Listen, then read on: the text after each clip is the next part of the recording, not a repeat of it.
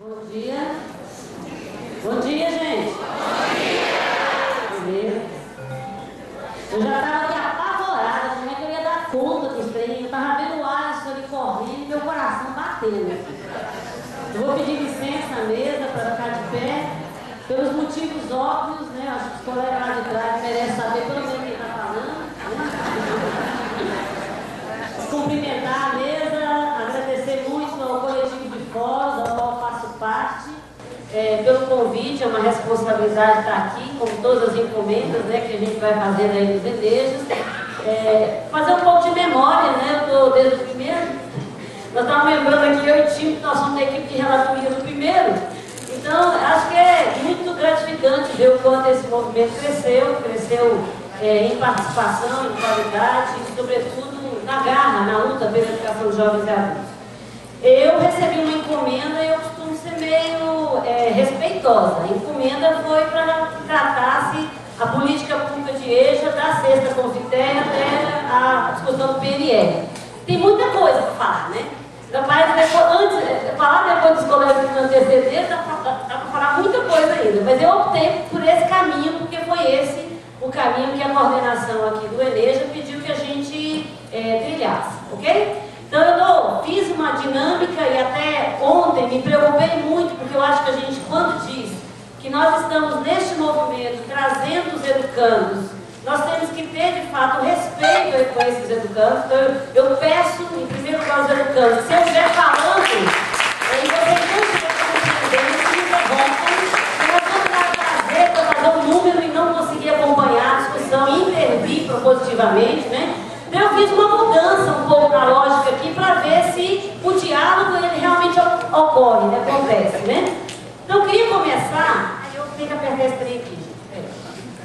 Com uma Paulo Freire, né? Parece que nós combinamos, né, Lázaro? Estamos começando com Paulo Freire, né? Por dois motivos, né? Eu acho que a gente, além de fazer memória, fazer reverência, a gente vai ter uma mesa temática sobre isso, mas, sobretudo, poder marcar, meu ponto de vista, e acredito da maioria de nós, os povos de EJA, qual é a concepção de escola e, portanto, em que política pública nós vamos brigar nesse país, né? Então, eu estou trazendo aí uma fala dele, quando ele fala que a gente não deve chamar o povo à escola para receber instruções, postulados, receitas, ameaças, repreensões e punições, mas para participar coletivamente da construção de um saber que vai além do saber de pura experiência feita, que leve em conta as suas necessidades e o torne instrumento de luta, possibilitando ser sujeito de sua própria história.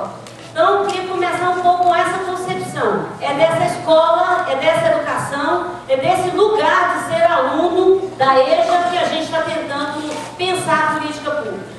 E aí acho que vale a pena, né? É um exercício da gente ir aprendendo também os termos que nós estamos usando cotidianamente. Eu estou tratando aqui a política pública como um Estado em ação. Entendo que a política pública deve se construir na relação entre a sociedade política, aqueles colegas que estão no governo, e a sociedade civil, nós que estamos nas organizações, na sociedade, no chão da escola, para a gente construir na tensão, sempre uma tensão, sempre conflito, aquilo que a gente considera que deve ser o melhor caminho para o direito à educação. E aí, eu acho que a gente tem que lembrar que quando a gente vai discutir política pública, e eu volto um pouco à fala da Annelise na mesa anterior, né? A gente tem que ter muito claro o que nós estamos dizendo. Porque senão a gente também tem um bando de quimeras e de intenções, mas a gente objetivamente não sabe para onde a gente está indo. Então, quando eu estou tratando aqui política pública, eu estou tentando entender e discutir quais são os fins, quais são os interesses, as prioridades que orientam a atuação do Estado. E as interações que são construídas ou não com a sociedade, nós aqui, sociedade civil, movimento organizado nessa ação, nessa proposição de política pública. Para essa conversa da mesa, acho que a gente tem que lembrar que nós temos uma caminhada, né? Por que o marco é a sexta Confintec? Nós, enquanto movimento de fórum, nos organizamos nesse país após a mobilização para a quinta Confintec. E a mobilização para a sexta, ela tem para nós um momento especial, primeiro porque nós conquistamos que ela fosse no Brasil. Acho que essa é uma conquista do governo Lula, mas é uma conquista desse movimento aqui de educação jovem adulto do país, né?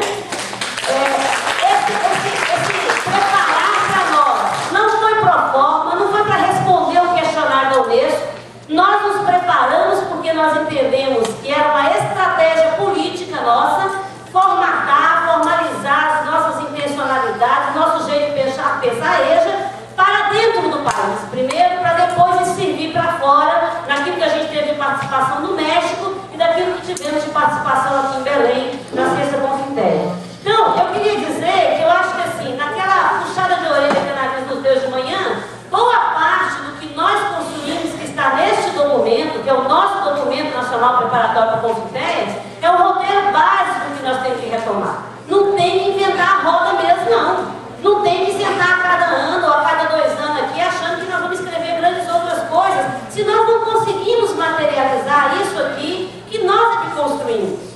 E aí, eu queria dizer que o exercício de construção de política pública, como o que foi feito nesse momento aqui, a gente tem que cobrar, mantenha-se na lógica da construção da política de EJA. Do que eu estou falando? Nós tivemos, sim, 6 especialistas, 3 dos polos de EJA, 3 companheiros que não participam efetivamente do polo de EJA, que formataram a primeira proposição para esse texto a partir de 2007, mas foi na dinâmica de 2008 que os polos de EJA mobilizaram o Brasil inteiro para discutir esse texto e alterar linha a linha, ponto a ponto. E aqui eu quero lembrar que o Encontro Nacional que fechou esse documento, a plenária nós terminamos às 2 horas da manhã.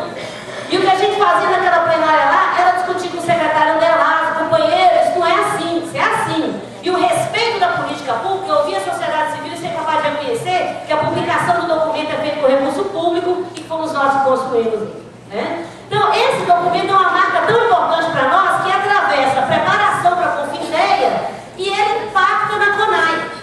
Porque quando nós, dos polos de EJA, fomos à CONAI, seja como convidados, seja como delegados, após ter participado dos encontros preparatórios da CONAI, as nossas conferências municipais e estaduais, nós não fomos de mão abanando, não, nós fomos com esse documento na mão. E conseguimos pautar, sim, muito do eixo 6 da CONAI a partir daquilo que já defendíamos aqui, né? Então, acho que é importante entender que esse caminho que a gente vai fazer aqui recupera esse movimento. E, na sequência, tentar fazer uma discussão da minha leitura, não só minha, mas de alguns companheiros que estão analisando, avaliando a lei do PNE, desde que foi colocada no Congresso em dezembro pelo MEC, e aí tentar trazer um pouco uma reflexão para nós sobre essas metas, sobre essas diretrizes. Esse é um pouco o caminho que eu pensei em percorrer. Então, a volta a esse documento. Gente, levanta a mão quem é que tem esse documento, já viu esse documento? Beleza, então não estou falando sozinho, né? É nosso, né? Nós é que escrevemos esse aqui. Ok, ele está organizado em diagnóstico da realidade, desafios para a educação de jovens e adultos e recomendações.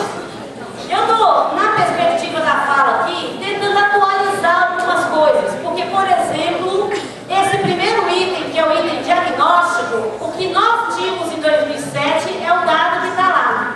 E, na verdade, o dado hoje, o dado atual, ele nos traz alguns desafios a mais que já estavam sendo indicados naquele momento e que a gente precisa retomar e reconsiderar. Eu estou trazendo aqui, ó, os dados do IBGE, olha a situação do envelhecimento da população brasileira, né? Vamos começar a entender que o Brasil, ele fica cada vez mais adulto e idoso.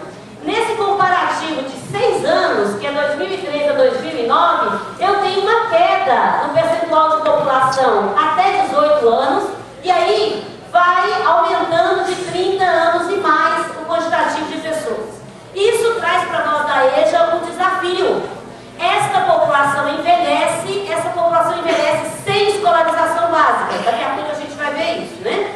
Esse primeiro item. Segundo, né, a nossa discussão. Bom, pensar no público da EJA, né, 18 anos para frente, daqui a pouco a gente vai falar sobre isso, né? É importante lembrar que esta população, ela é uma população que está hoje nos 191 milhões de brasileiros que somos, ela representa 70%. Então, 70% da população brasileira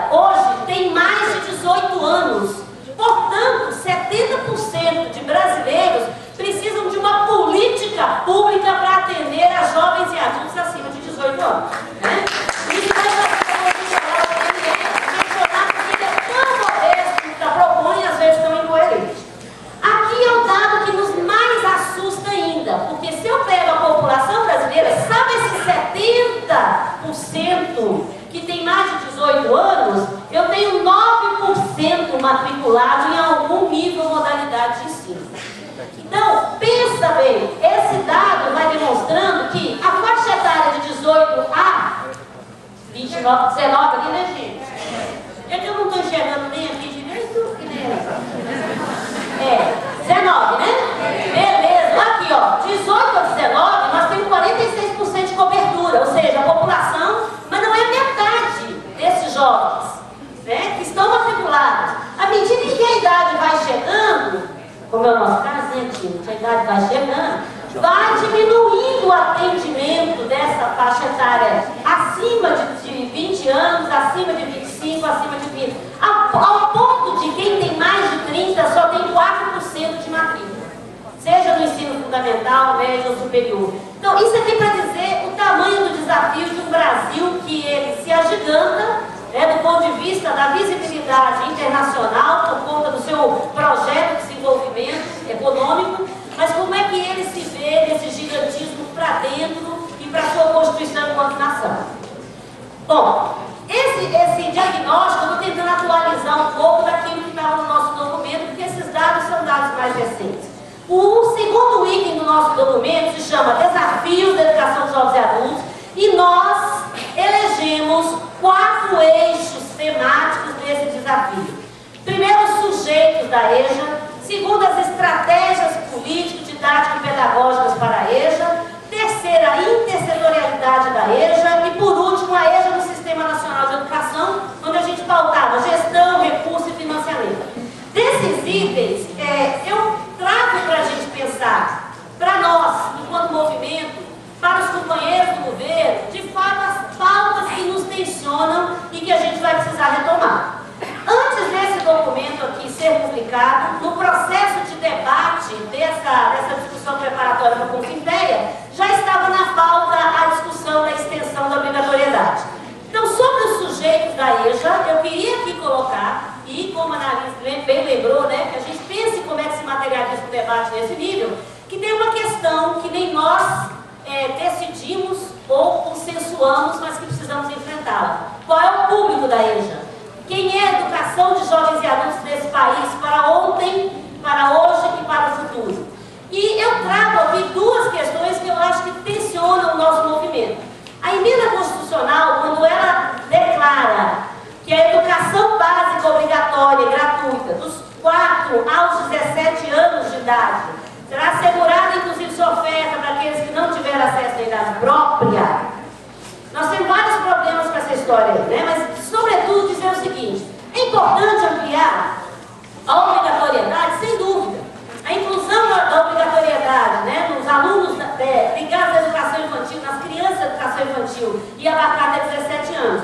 Ocorre que isso, mais uma vez, reitera aquilo que nós já vimos dizendo, que se o Estatuto da Criança e do Adolescente não está sendo cumprido pela responsabilidade legal do sistema atender até os 17 anos no